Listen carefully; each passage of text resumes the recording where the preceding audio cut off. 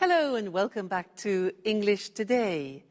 This is DVD 13 and the first DVD of your upper intermediate level.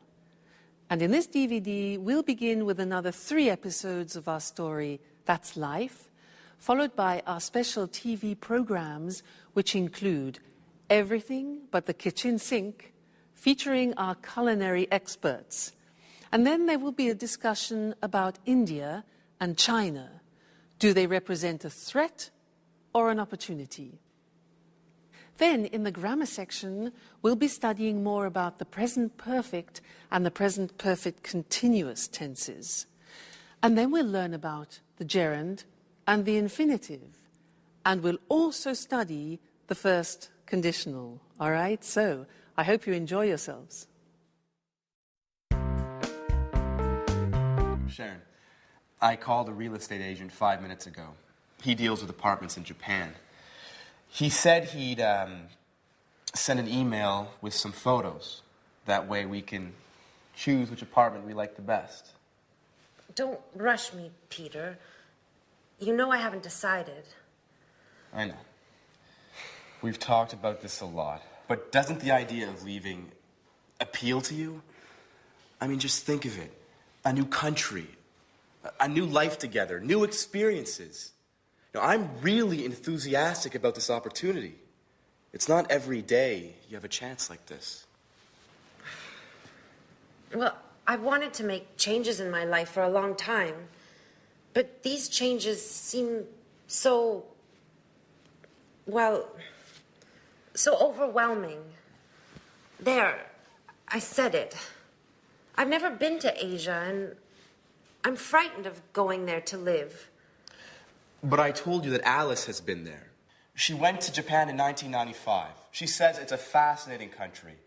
It's antique and modern at the same time. It's full of interesting traditions and new innovations. I know. I've read a number of books. Last night, I finished reading Japan in the 21st Century. I admit, I'm curious about it all. You see, just remember, you were afraid when we came to London, but you've adjusted well. We've been here a year and a half, and you haven't once complained. I take that back. You complained once last week. Come on, Peter, stop joking around. You're right, I've made great friends. That's why I'm so hesitant to go. I know. I'm also sad at the idea of leaving everyone. But hey, Jack. How long have you been in here? A couple of minutes. Excuse me, I didn't mean to spy. But you were so involved in your discussion. So you've heard that she still hasn't decided, even if she's going to decide soon. In fact, we were just talking about which apartment to choose. Well, don't rush it, Peter. Decisions about major changes take time. So whose side are you on? I need to get going. I took my watch to be repaired 2 weeks ago, and I still haven't picked it up. Sooner or later, they're going to put it up for sale. Bye. Jack, I'm leaving her in your hands. Please try and convince her.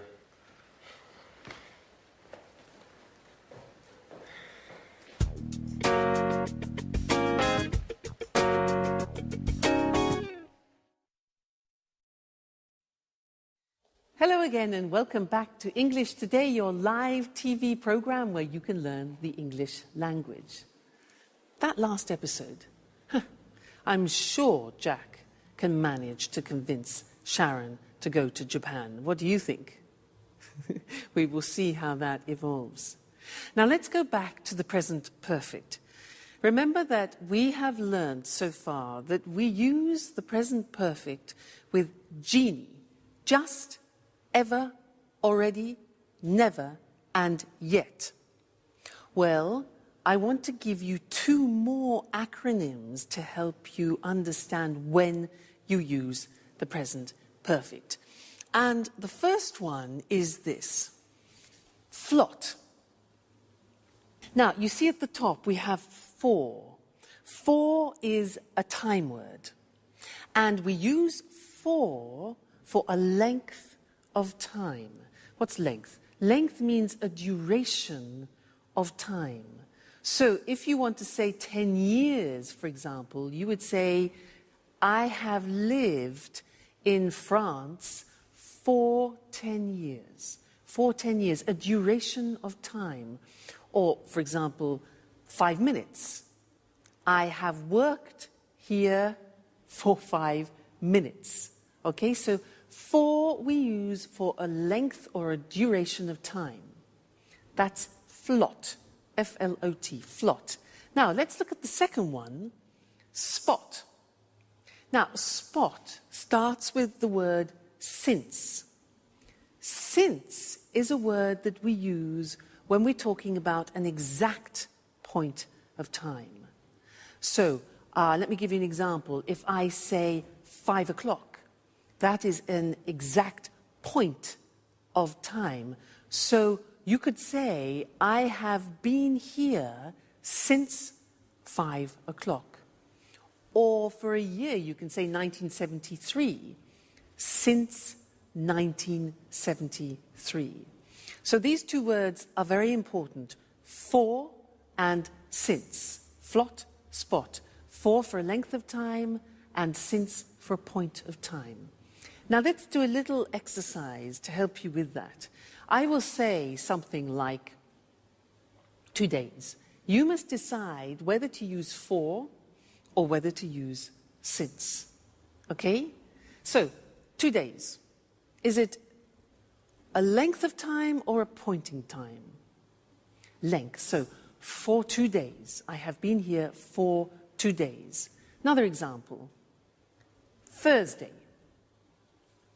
Thursday's a point of time, so since Thursday. Great. For a long time. A long time. Exactly, that is a duration, it's a length, so it's for. I gave you the answer. Another one, December. Good, it's a point, so since December, very good. This one, weeks. Very good, 4 weeks. Okay, fine. Let's think of another one. 2001. Okay, that's a point of time, so since 2001. Those are some examples. Let's go to the screen now, and I'll show them to you in a written form. That way you can memorize them and fix them, okay? So, flot and spot. There we have it. For a length of time, flot. So this is to express duration. The examples, I've lived here for 10 years.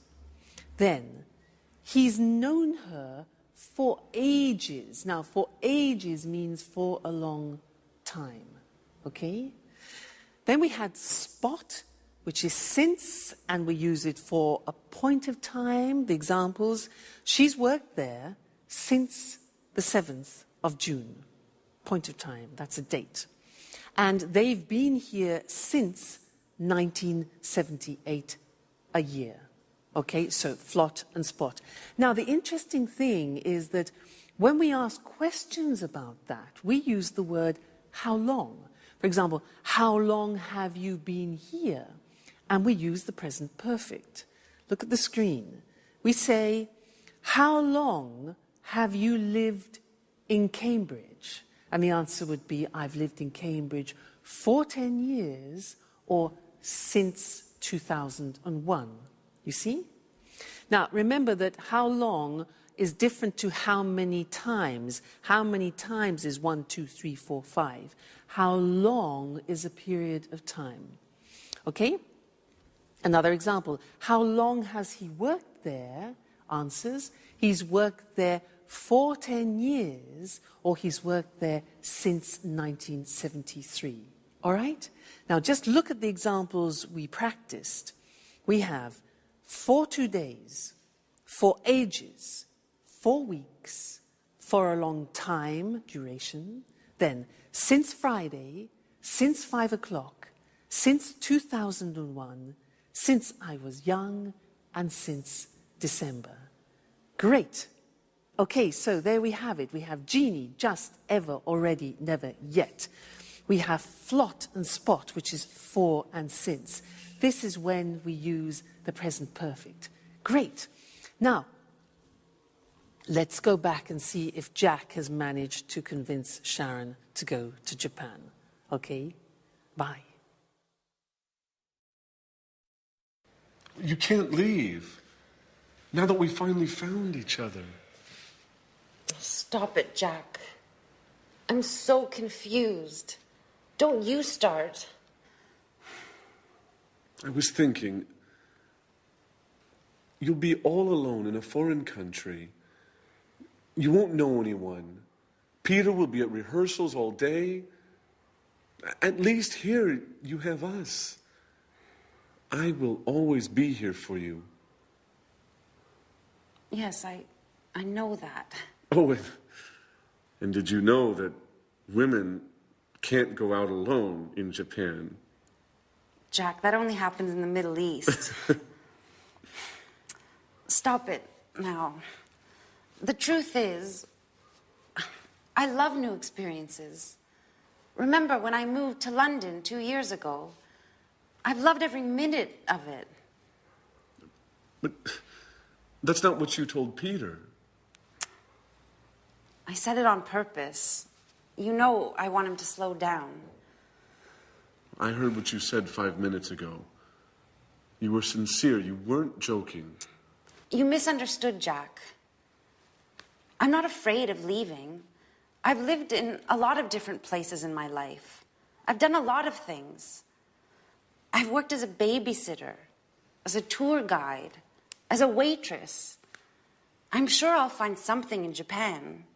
I know you all too well, Sharon.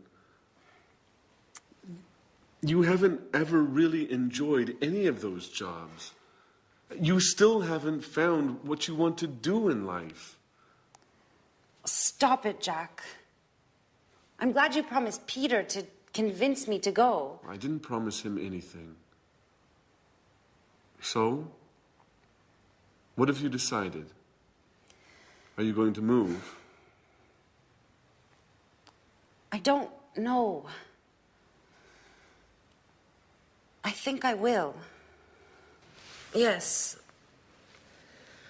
I'm going to move. If you've already decided, why did you have a job interview yesterday afternoon? Who told you that? Anne? No. I haven't spoken to her for days. So how did you find out? It doesn't matter. So, you still haven't answered my question. I don't have to answer to you, Jack. Okay. I see you're angry. It just proves that I'm right. Jack, sometimes you are so impossible. Have you ever considered that maybe it's the best thing for me? And what about you, Sharon? Have you ever thought that you might be in love with somebody else? Listen, I refuse to give up.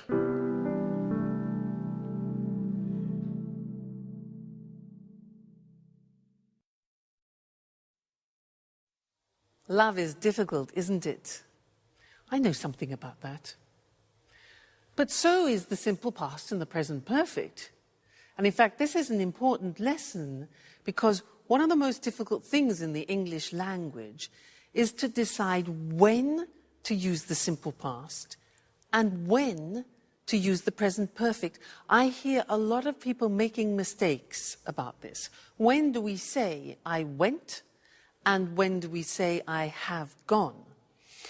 Well, remember, up until now, I've tried to help you with these acronyms, you remember? Oilway and Genie. And I really do think they'll help you. Now, do you remember Oilway was for the simple past? We use the simple past with on, in, last, when, ago, and yesterday. Okay? And we use the present perfect with just, ever, already, never, and yet. Be careful, There are two A's. This is already, this is ago. Okay, so be careful there. So when you are speaking English, you have to make these choices. What do I use? Simple past or present perfect? And it depends on what time reference or time word you are using in the sentence. That is the most important thing, okay? Which one of these acronyms? Let me give you an example. We'll take a simple verb like I go. Now, if you want to use already in the sentence, what do we use? Do we use present perfect or simple past? Already is part of genie, just, ever, already, never, yet. So you need the present perfect.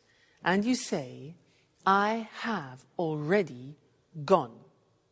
Now, if you want to use last week, where is it?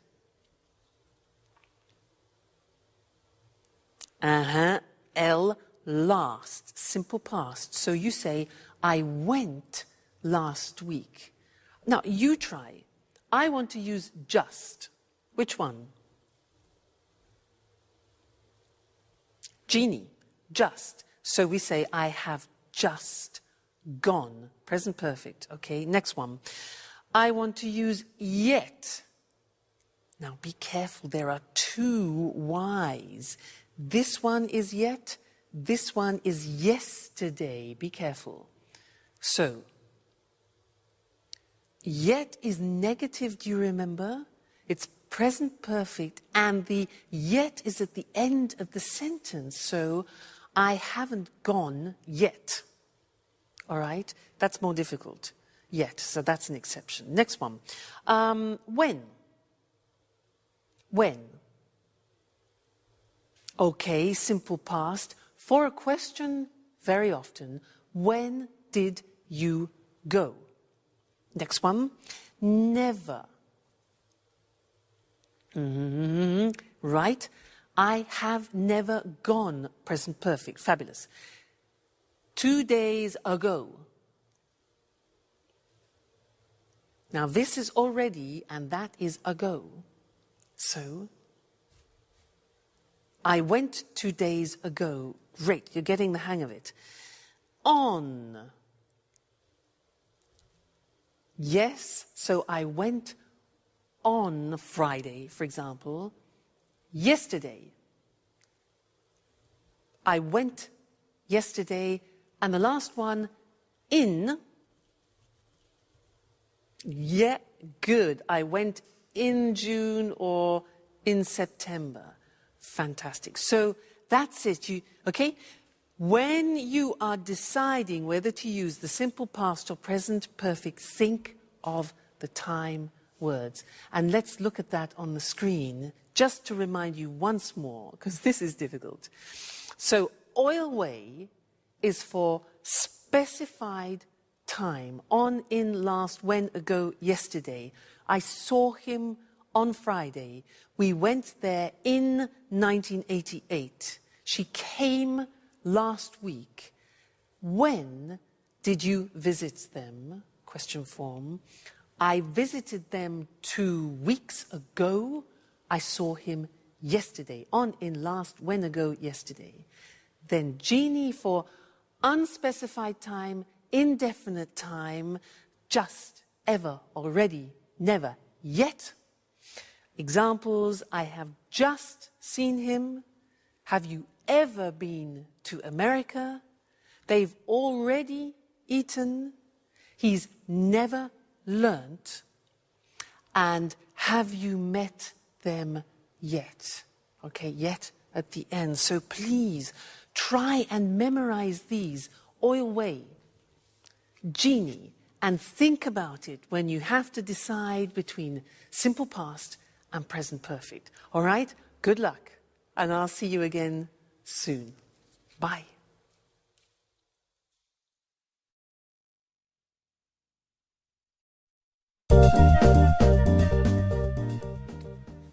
Okay. Sharon, you remembered to buy the beer, right? Of course I did. And you managed to bake the cake, right? Not yet. I'm going to bake it this afternoon.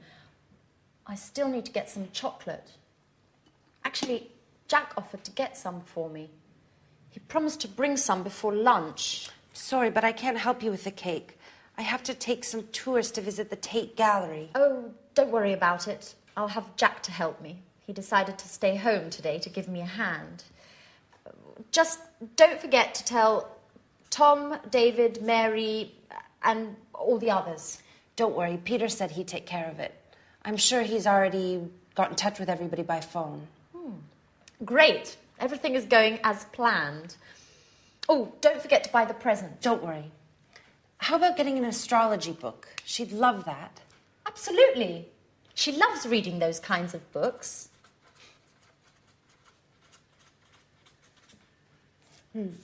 I hope I can get it before I go to work. By the way, have you heard anything from Mr. Dubois? Well, he told me he expected to come, but couldn't confirm. Well, you know how it is being so busy and everything. It's hard for him to give a definite answer one way or the other. I imagine being a stage director is difficult. Alice would be so happy if he comes. Yes, she will. Anyway, Mum's the word. If you say anything, it won't be a surprise. Hey everyone, what are you up to? Oh, nothing important. Oh, I almost forgot. Happy birthday, Alice. So, what have you arranged to do this evening? Well, I considered celebrating with you guys. I mean, if you want to. Oh, I'm really sorry, but, well, Jack has arranged to eat out this evening with his colleagues, and he can't put it off now. And, well, I agreed to correct some reports. Oh, I see. What about you, Sharon? Oh, I'm terribly sorry, but I agreed to go to the theatre with Peter, and he won't be finished rehearsing before midnight. But I thought... Well, I know we promised to have a party, but why don't we postpone it? It's just not possible today. What a shame. I can't stand the thought of being all alone on my birthday.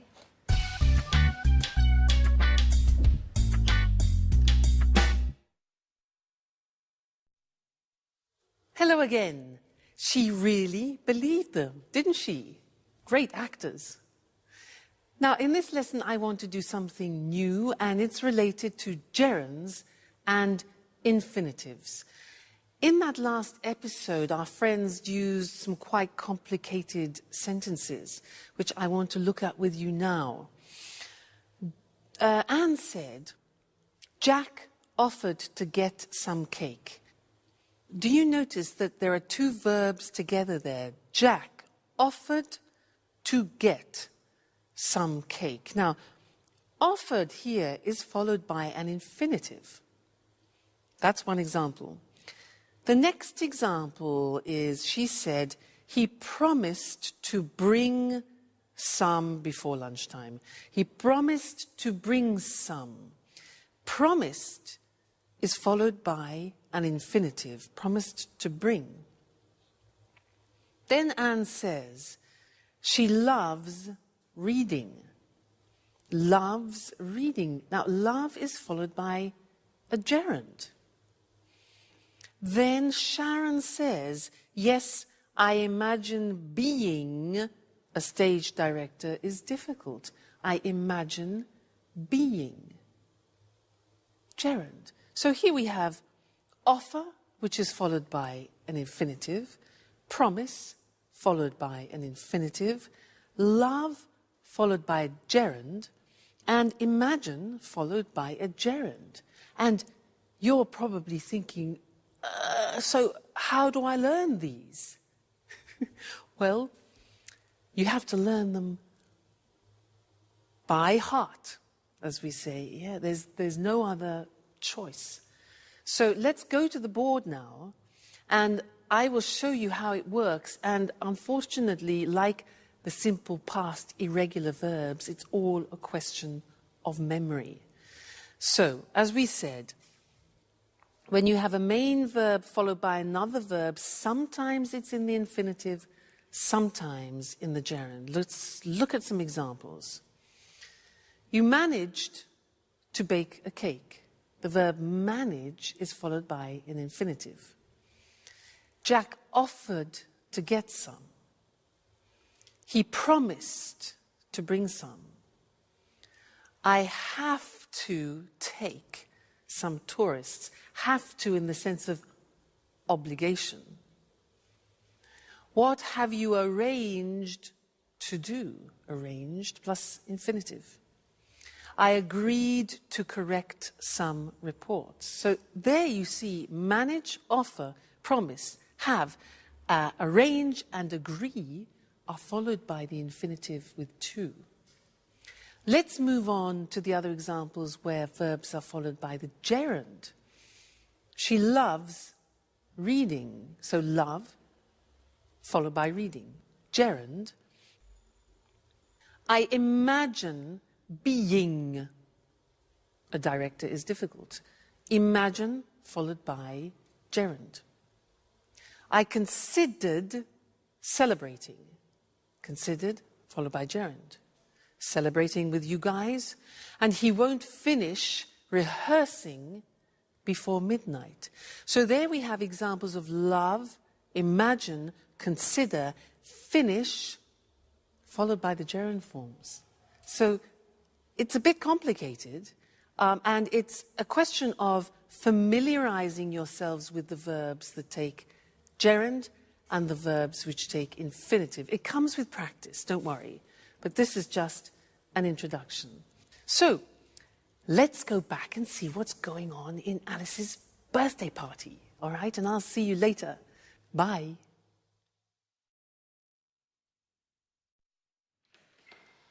Hey, is anybody home? Oh. That's right. I forgot. Everyone's busy this evening. What a shame. I resent having to spend my birthday all alone. Hey, what's happening here? Surprise! Happy birthday to you. Happy birthday to you. Happy birthday, dear Alice. Happy birthday to you. Oh, I'm so happy. I didn't expect to find anybody here. I thought I had to spend my birthday all by myself. Oh, did you really think we would forget to celebrate your birthday? Well, yes. You played quite a trick on me. And you fell for it. Come on, everyone. A toast to Alice. Oh, wait. Before we make a toast, we have another surprise. Another surprise! Daddy!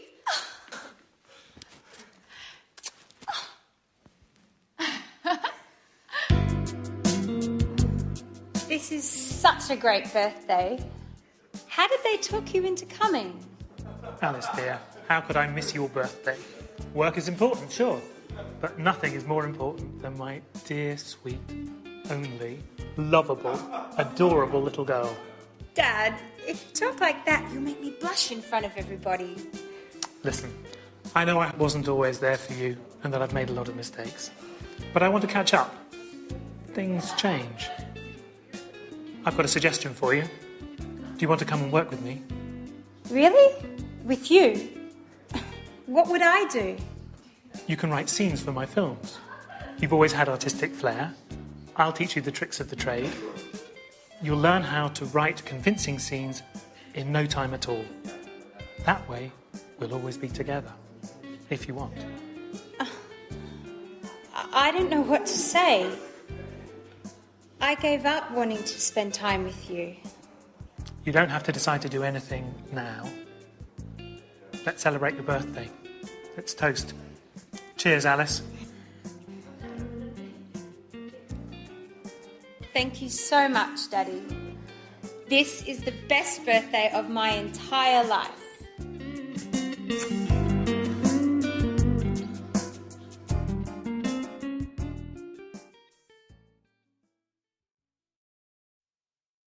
Happy birthday, Alice.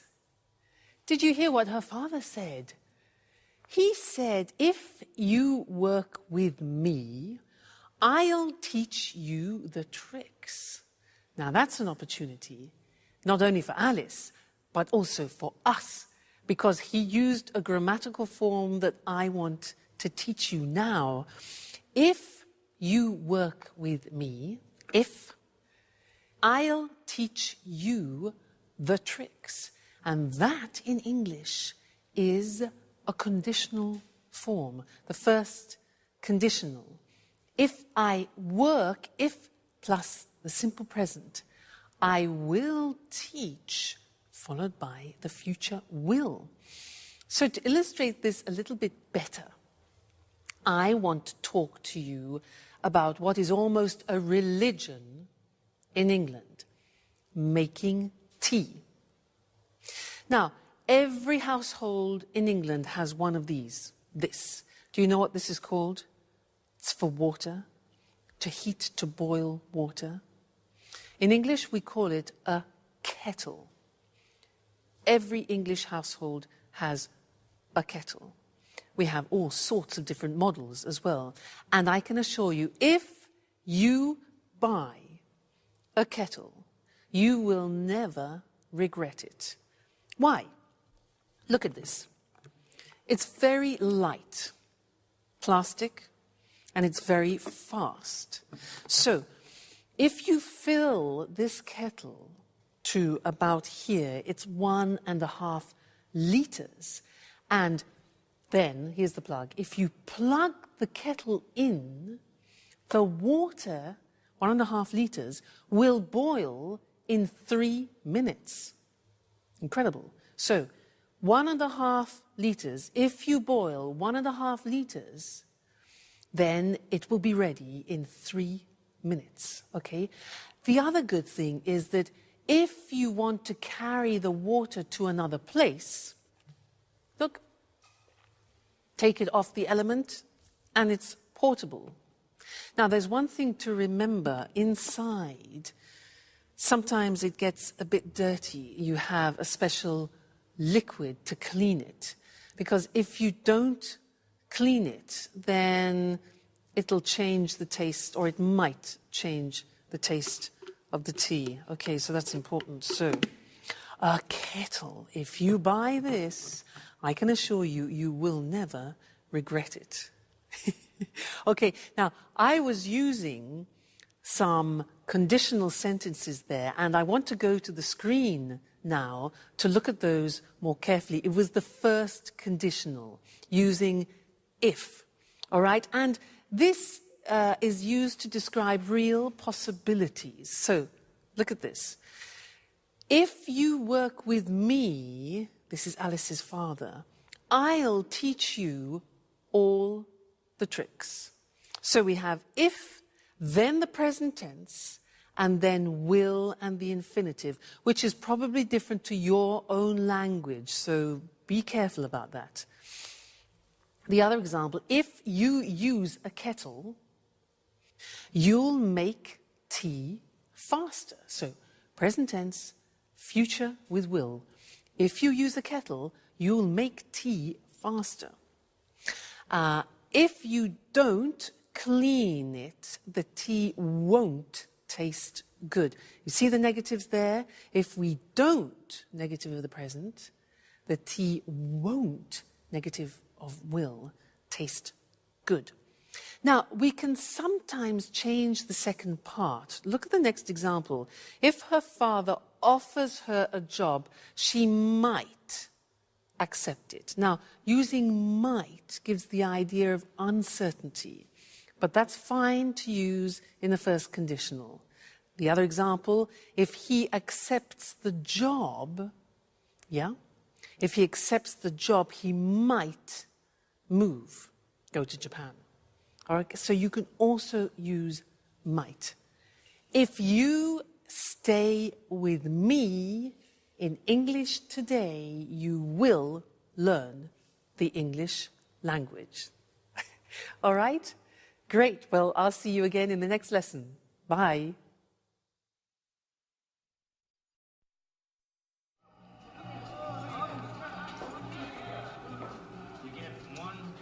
Hi, Jack. Is Anne home? No, she hasn't arrived yet. I've been waiting for her for over an hour. I think she's been shopping. What's the matter? You don't look too well. Nothing, really. Don't lie to me. I've known you for 10 years. Listen, Jack, I really don't want to speak about it, okay? No, it's not okay. We have to speak about the situation and clear the air once and for all. I've been thinking about us a lot. I've been thinking about us so much, I haven't slept well in nights. What have you been thinking, Jack? About us. You're leaving for Japan. I've told you before, and I'll tell you again, Sharon, it's crazy. You can't leave now when we know how we feel. Jack, you're repeating yourself. That's right. And I'll continue repeating myself until you accept the truth. We're made for each other. Stop it. You're embarrassing me. Sharon, listen. I haven't stopped loving you. And I know you feel the same about me. That's it. I said stop it, and I meant it. Look, you've made me cry. And anyhow, how do our feelings change anything? How do they change anything? They change everything.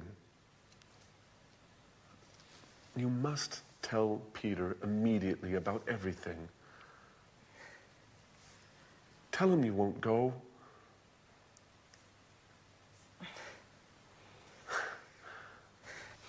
I'm so happy.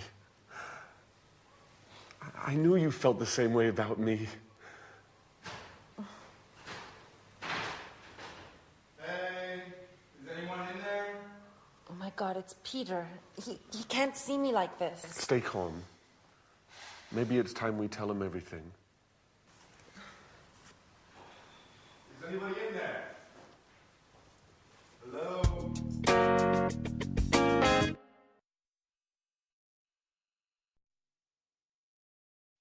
Hello, everyone, and welcome back to some more English today. It's the moment of truth for Sharon, isn't it? Now, in that episode, they used some very interesting language, and language which is a grammatical form very typical to English. It's a form you don't find in many other languages. Let me give you some examples. Jack said, "I've been waiting for her for over an hour. I've been waiting for her. She's been shopping. She's been shopping." And Jack also said, "I've been thinking a lot about us," remember? She said, "What have you been thinking, Jack?" Now that's the form that I want to look at with you now, because, as I said, it's very unusual and particular to the English language. So, London Bridge, the Tower Bridge. Now that's a useful image because, in fact, this grammatical form is about bridging two different forms. It's about bridging the present perfect has been or have been with the present continuous form. For example, I am working. Now, you put those together, mix them all up. Ding, bingo, you get the present perfect continuous. You see, the taxi joins the two together. That's great. I'll give you an example. I have been teaching for years. Now, what does that mean? It means that I started it in the past, this action, and I am still continuing it now. So I started in the past, have been, and I'm continuing now the continuous. I have been teaching English for years. Okay, let me give you another example. Yoga. I started yoga 5 years ago. I'm still doing yoga now, so I say, I have been doing yoga for many years. I have been doing yoga for many years. Okay, so that is this interesting mixture of present perfect and the present continuous. Okay? So, I think in order to understand it a little better, we should go to the screen so that you can see it in the written form. I remind you, it's a tense that you find in particular in the English language, not in other languages. So, here we have it. Sharon has been working as a tour guide for many months. So, an action starting in the past, continuing now. He's been working here for 5 years. He's been stands for he has been working here. They've been playing tennis since May. Okay? That's the positive form. Now, the negative form, Peter hasn't been paying attention to Sharon for a number of weeks. That's the negative. That's true. The question form is, how long have you been doing your homework this morning? Have you been doing inversion? How long has she been teaching? We use how long very often because we want to find out the duration, when the action started and the action is continuing now, so what period of time? How long have I been teaching? Then the answer would be, I've been teaching for many years. I could ask you, how long have you been learning English? You can say, well, I've been learning English for years, or whatever the answer is. So that's the present perfect continuous, PPC. And don't worry, this is not the only lesson about it. It's not easy, and I will tell you other things about it in another lesson, the next lesson. All right? So see you then. Bye.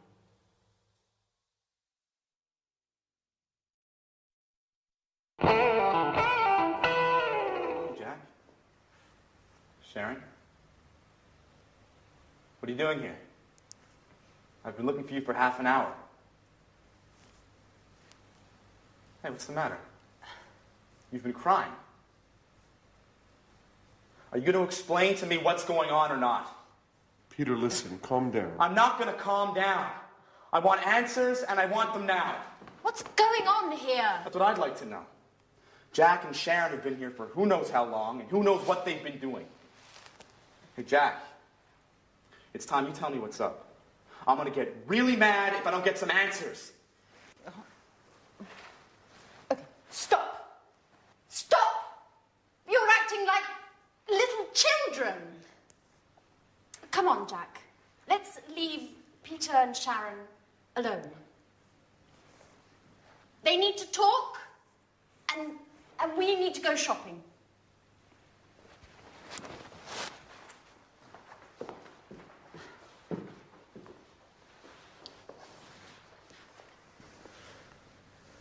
So, Sharon? What's going on? Peter, I have to tell you something I've never told you before. I've known Jack for a long time. We went to the same university together, and, well, we were once engaged. What? So that's why Jack came to live here. You've been seeing each other, haven't you, Sharon? No, Peter, I swear, it's true. We just happened to meet here. It happened by chance. By chance? That's a strange stroke of luck. Just enough to bring back some old passionate feelings? How long has this been going on, Sharon? Nothing has happened between Jack and I. Even if I do still have some feelings for him. After all, Peter, you've been neglecting me for months. The only thing that's important to you is your work. You live, eat, and drink theater and nothing else. So you're saying this is my fault? No one is at fault. It's just that we want different things from life at the moment. I've had 2 interviews with the director of the Archaeology Museum. They want to open an art exhibition, and they've offered me a job. Do you understand, Peter? It means a job I would really love. What are you getting at, Sharon? Would you stay here and not go to Japan if I asked you? What kind of question is that? Answer me, Peter. It's important. I've accepted the job. Without asking me. How could you? And did you ask me about Japan? Did you, Peter, huh? Are you willing to stay here with me?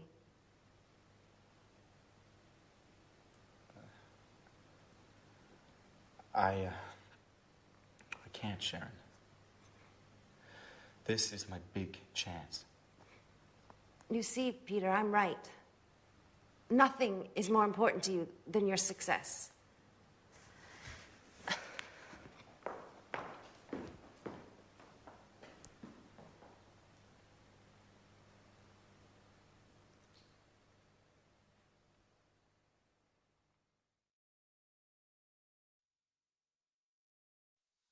So this is our moment of truth. The question is, when do we use the present perfect and when do we use the present perfect continuous?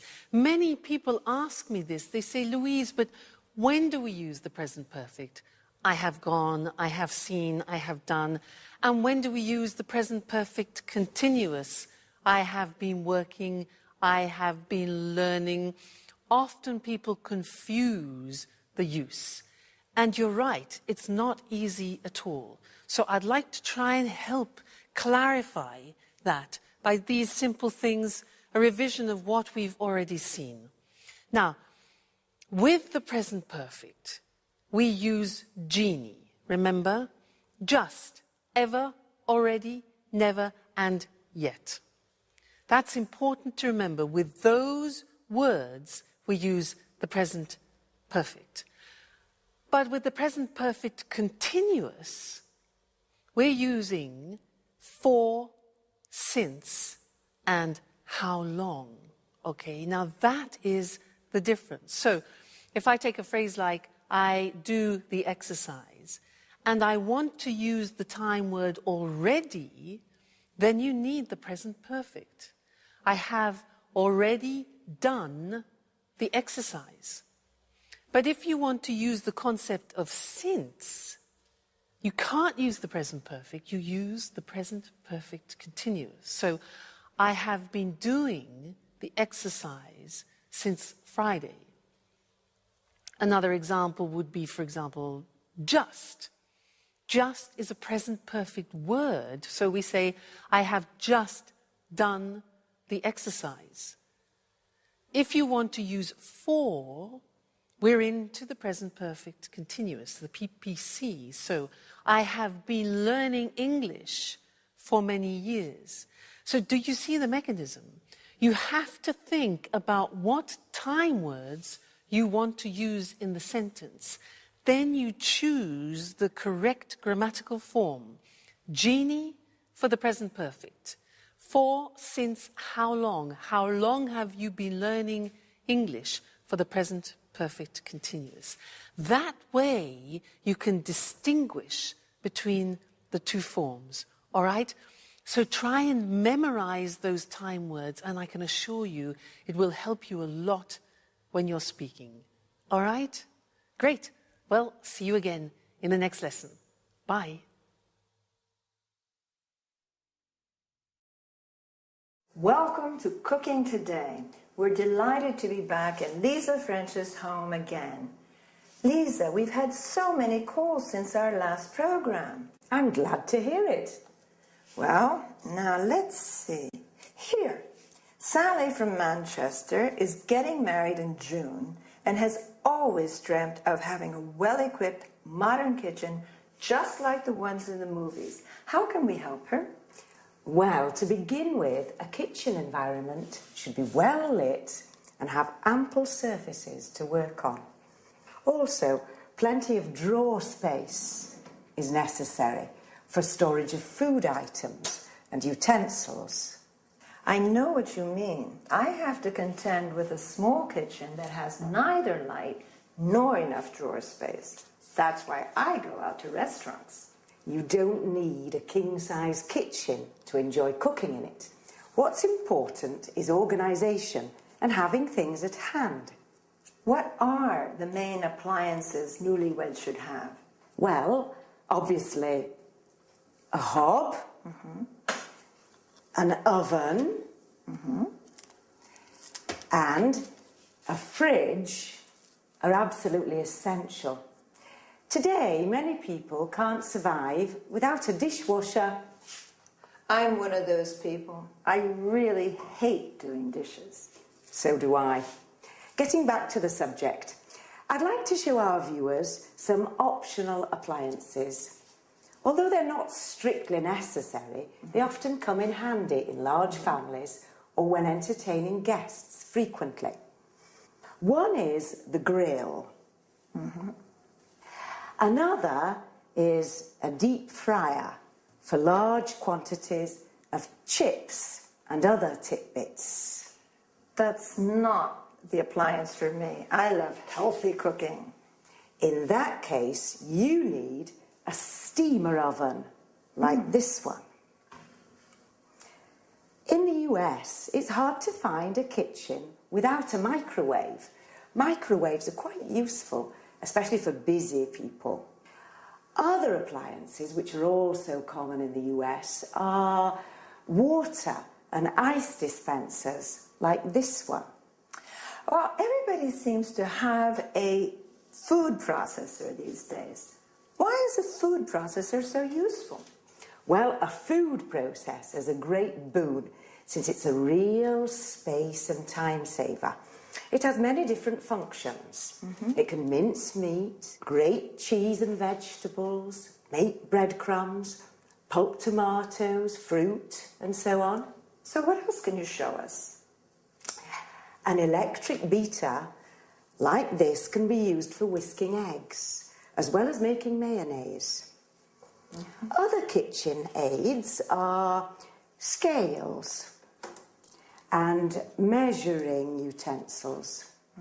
Careful weighing and measuring are fundamental for successful cooking, since recipes are generally in kilos and grams. All right. There are a lot of other things that we could talk about, but unfortunately our time is up. Lisa, once again, it's been great being here. Thank you for your help. You're welcome.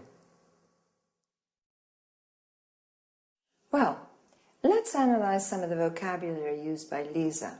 Talking about the appliances for cooking, she spoke about a hob, or U.S. stove, where you cook food, an oven, where you roast or bake food, a grill, where food is cooked by strong direct heat. As we saw, the following machines can be optional: a deep fryer in which you fry food, a steamer oven where you can cook food in steam rather than water, a microwave where food is cooked by electromagnetic radiation. Then she referred to items where food can be stored, like a fridge, originally refrigerator. The section with frozen food is called a freezer. The section of the fridge which produces cold water and ice is called a water or ice dispenser. Lisa also said drawers are important. You need them to keep utensils, cutlery, and so on. A dishwasher is a machine for washing dishes, cutlery, glasses, and so on. Other small appliances are a food processor, a machine which can ground, mince, or chop food. An electric beater, where you mix, whip, or whisk food. Scales or measuring utensils used for measuring food, weight, or liquids. Then Lisa used some culinary terms, such as mince, that is chopping meat into very small pieces. Notice that mincemeat is a mixture of dried fruit. Cheese and carrots can be grated, that is, finely shredded. Or we can say pulp, which means crushing fruit into a soft paste. Pulp is also the soft inner part of fruit. Another useful verb is beat. That is mixing eggs, cream, butter, using a fork or a whisk. That's enough for today. See you again. Bye. Hello, everyone, and welcome to Let's Talk, the evening discussion show with our two commentators, Tom and Marie. Good evening, everyone. Good evening. Well, let's talk business tonight. Let's talk about some important developments in the global economy. Let's talk about new markets and new commercial opportunities. In particular, I'd like to know what you think about the extraordinary economic growth that's taking place at the moment in some parts of the world. Are you referring to China? Yes, and also to India. You know, for the last 5 years, the economies of these countries have been growing at almost double-digit rates. In 2005, the Chinese economy grew by 9.9%, the Indian economy by 8%. Compare this with an average of only 1.3% in Europe's Eurozone. How do you see these developments? Is this enormous economic growth an opportunity or a threat for European producers? Well, I'm rather concerned about it, and I believe that many European industrialists are concerned too. These two Asian giants with their enormous populations are threatening European manufacturing and jobs. The fact is that labor costs are so low in China and India that European manufacturers just can't compete. Sorry, Tom, but I really don't agree with you. I don't see these growing economies as a threat to European producers. I believe that China and India offer new, important markets to European manufacturers.